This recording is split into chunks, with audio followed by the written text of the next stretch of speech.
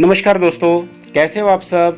ये class 10th geography के lesson 5 mineral and the energy resources का पार्ट 2 वीडियो है। इसमें हम जानेंगे distribution of major ferrous and non ferrous minerals in India and distribution of non metallic minerals in India with their respective states name, जिनमें ये सब minerals पाए जाते हैं। और आपको 10th बोर्ड में आने वाले क्वेश्चन के बारे में भी साथ के साथ बताते चलेंगे। So let's begin. तो हमारा देश भारत मिनरल्स के मामले में बहुत ही लकी है। हमारे देश में डिफरेंट टाइप के और अच्छी क्वालिटी के बहुत सारे मिनरल्स पाए जाते हैं। हालांकि इनका डिस्ट्रीब्यूशन पूरे देश में एक जैसा नहीं है। Majority of minerals are found in peninsular rocks, जिनमें कोल, मेटेलिक मिनरल्स, माइका और बहुत सारे नॉन मेटेलिक मिनरल्स पाए जाते हैं। पेनिनसुला के ईस्ट और वेस्ट पर जो सेडिमेंट्री रॉक्स है, उनमें पेट्रोलियम डिपॉजिट्स पाए जाते हैं, mainly in Gujarat and Assam. Rajasthan में नॉन मेटल मिनरल्स ज़्यादा पाए जाते हैं, स्पेशली माइका। और जो हमारा नर्दर्न प्लेन्स है, उनमें मिनरल्स ना के बराबर पाए जाते हैं। और मिनरल्स डिस्ट्रीब्यूशन में आपने जो डिस्पैरिटी देखी है, उसका रीज़न आप जानना चाहोगे। उसका मेन रीज़न है कि मिनरल्स को बनने में जो जियोलॉजिकल स्ट्रक्चर, प्रोसेस और टाइम लगता है, वो हर जगह अलग अलग है। जब फॉर्मूला ही डिफरेंट है तो डिस्ट्रीब्यूशन का फॉर्मूला भी तो डिफरेंट ही होगा ना। क्यों, आई बात समझ में।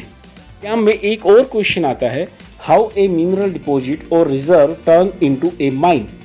देखिए, हम जिस भी जगह पर रहते हैं वहाँ की मिट्टी में कोई ना कोई तो मिनरल होता ही है, पर वहीं पर मिनरल एक्सट्रैक्ट करना प्रॉफिटेबल होता है जहाँ की मिट्टी में मिनरल कंसंट्रेशन 80% या 90% हो।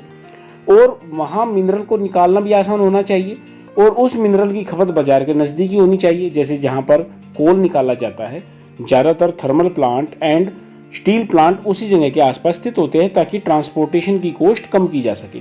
तो ये मेजर रीजंस हुए जो किसी रिजर्व को माइंस में बदलने के लिए इंपॉर्टेंट है। Now let's talk about ferrous minerals, यानी लौह खनिज के बारे में जानते हैं। दोस्तों, ferrous mineral total metallic minerals के प्रोडक्शन का 3/4 कंट्रीब्यूट करते हैं। यानी अगर देश में मिनरल्स का कुल 1000 टन प्रोडक्शन होता है तो उसका 3/4 यानी कि 750 टन्स फेरस मिनरल्स है, जो कि एक बहुत अच्छी बात है, क्योंकि फेरस मिनरल्स मेटलर्जिकल इंडस्ट्री को एक बेस प्रोवाइड कराते हैं। भारत अपनी डोमेस्टिक डिमांड को पूरा करने के बाद भी बड़ी मात्रा में इन मिनरल्स को एक्सपोर्ट करता है। तो सबसे पहले जान लेते हैं आयरन ओर के बारे में। दोस्तों, iron ore is the backbone of industrial development, क्योंकि हमें मशीन, रेल, ट्रांसपोर्ट, बिल्डिंग्स, इन सब को बनाने के लिए आयरन और स्टील चाहिए होता है। और वो हमें कहाँ से मिलेगा? आयरन ओर से।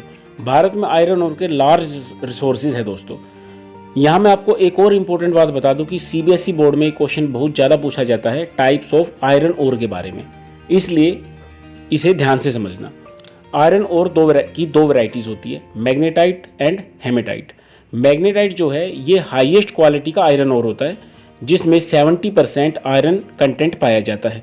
It has excellent magnetic qualities, especially valuable in the electrical industry. Second type है हेमेटाइट।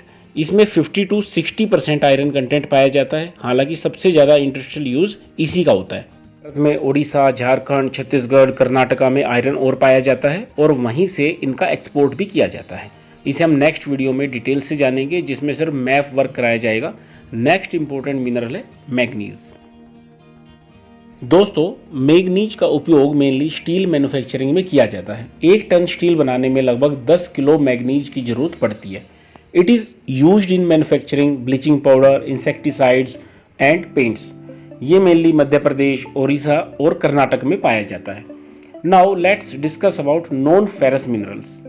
इंडिया में नॉन फेरस मिनरल्स का रिजर्व और प्रोडक्शन बहुत ही कम है, जबकि ये मिनरल्स जैसे copper, bauxite, lead, zinc engineering और इलेक्ट्रिकल इंडस्ट्रीज़ के लिए बहुत ही इंपॉर्टेंट है। दोस्तों, मिनरल्स हमें ज़्यादातर ये विदेशों से इंपोर्ट करने पड़ते हैं, क्योंकि भारत में तो मैंने आपको बताया कि प्रोडक्शन बहुत ही कम है। चलो, जितना भी प्रोडक्शन होता है उसी को पढ़ लेते हैं। पहला नंबर आता है कॉपर का। भारत में कॉपर के लगभग शून्य भंडार है, लेकिन यूज बहुत ज़्यादा है। Copper is mainly used in electrical cables, electronics and chemical industries. Bharat में कॉपर सबसे ज़्यादा मध्य प्रदेश की बालाघाट माइंस प्रोड्यूस करती है, टोटल का 52%। झारखंड का सिंहभूम और राजस्थान का खेतड़ी माइंस भी कॉपर के लिए फेमस है। नेक्स्ट पढ़ते हैं एल्यूमिनियम के बारे में। एल्यूमिनियम दोस्तों में कहाँ से मिलता है? बॉक्साइट से। एल्यूमिनियम एक बहुत ही इंपॉर्टेंट मेटल है क्योंकि यह पावर में तो लोहे जैसी मजबूत है परंतु लोहे से बहुत ही हल्की होती है और इलेक्ट्रिसिटी का सुचालक है यानी गुड कंडक्टर है। आपने अपनी गलियों में बिजली की जो मोटी मोटी केबल्स देखी होगी ना, उनके अंदर कॉपर नहीं होता, उनके अंदर होता है एल्यूमिनियम, क्योंकि ये सस्ता पड़ता है और मजबूत भी है। आपको अपने घरों, दुकानों और मॉल्स में एल्यूमिनियम के दरवाजे और खिड़कियाँ भी बहुत देखने में मिल जाएंगे। India's bauxite deposits are mainly found in the Amarkantak plateau, Maikal hills. Odisha Bharat का सबसे बड़ा बॉक्साइट राज्य उत्पादक राज्य है दोस्तों। अब हम पढ़ेंगे non metallic minerals and rock minerals के बारे में। सबसे पहले अभ्रक यानी माइका के बारे में बात करेंगे। अभ्रक एक ऐसा खनिज है, एक ऐसा मिनरल है जो प्लेट्स की सीरीज में पाया जाता है।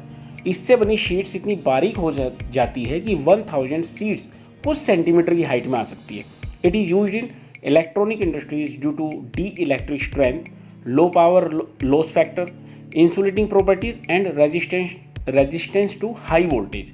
बेसिकली ये इलेक्ट्रिसिटी का बैड कंडक्टर है दोस्तों, इसलिए बिजली की मोटर्स में इसका यूज सबसे ज़्यादा होता है। अब बॉक्साइट मेनली राजस्थान और आंध्र प्रदेश में पाया जाता है। रॉक मिनरल्स की अगर हम बात करते हैं तो इसमें लाइमस्टोन सबसे ज़्यादा इंपॉर्टेंट है। लाइमस्टोन जो है कैल्शियम कार्बोनेट और मैग्नीशियम कार्बोनेट से बनी चट्टानों में पाया जाता है। लाइमस्टोन सीमेंट इंडस्ट्रीज़ का मेन रॉ मटेरियल है दोस्तों, और आयरन ओर को पिघलाने वाली जो ब्लास्ट फर्नेसेस होती है उनमें इसका वाइडली यूज़ होता है। ये राजस्थान, मध्य प्रदेश और आंध्र प्रदेश में पाया जाता है। दोस्तों चलते चलते वीडियो के एंड में एक और टॉपिक ले लेते हैं, कंजर्वेशन ऑफ मिनरल्स। ये टॉपिक न केवल एग्जाम के लिए इंपॉर्टेंट है बल्कि ये हमें लाइफ टाइम भी याद रखना है कि हम सब इंडस्ट्री और एग्रीकल्चर के लिए मिनरल्स डिपॉजिट और इनसे बनी चीज़ों पर पूरी तरह निर्भर है। लेकिन ये जो हमारे मिनरल्स डिपॉजिट है ये हमारी धरती की भूर्भ पट्टी यानी क्रस्ट का मात्र 1% है। जिन मिनरल्स का निर्माण और इकट्ठा होने में लाखों साल लग जाते हैं, हम उनका जल्दी जल्दी उपभोग कर रहे हैं। और दोस्तों ये जो मिनरल्स है ना, ये लिमिटेड और नॉन रिन्यूएबल है यानी अनवीकरणीय है। एक बार ये खत्म हो गए ना तो बैठे रहना बुरा समूह बनाए। ये हमारे मिनरल डिपॉजिट्स हमारे देश के लिए बहुत ही valuable but short lived assets है। मिनरल्स के लगातार खोदने से एक तो इनकी कॉस्ट बढ़ती है, दूसरा हम जितनी गहराई में उतरते जाते हैं उनकी गुणवत्ता उतनी ही घटती जाती है। इसलिए एक सुनियोजित और सस्टेनेबल मैनर से हमें इनका यूज़ करना होगा। इसके 3 मेथड हो सकते हैं। नंबर 1 तो ये है कि जो लो ग्रेड ओर्स है, एस्क है, उनका यूज़ करने के लिए हमें और ज़्यादा इम्प्रूव्ड टेक्नोलॉजी डेवलप करनी होगी। और दूसरा स्क्रैप मेटल्स के रिसाइकलिंग पर जोर देना होगा। तीसरा मिनरल्स के सब्स्टिट्यूट ढूंढते रहे। जैसे अब हम इलेक्ट्रिकल व्हीकल्स का यूज़ बढ़ा रही है तो पेट्रोलियम एंड कोल्स पर हमारी डिपेंडेंस कम हो जाएगी और ये रिसोर्सेज हमें फ्यूचर के लिए भी बचे रहेंगे। तो इन मेथड्स को हमें याद रखना है। तो इसी के साथ आपसे विदा लेता हूँ। तीसरे वीडियो में आपको बताऊँगा एनर्जी रिसोर्सेज, ऊर्जा संसाधनों के बारे में। हमेशा हंसते रहिए, मुस्कुराते रहिए और पढ़ाई में अपना ध्यान लगाते रहिए। जय हिंद, जय भारत।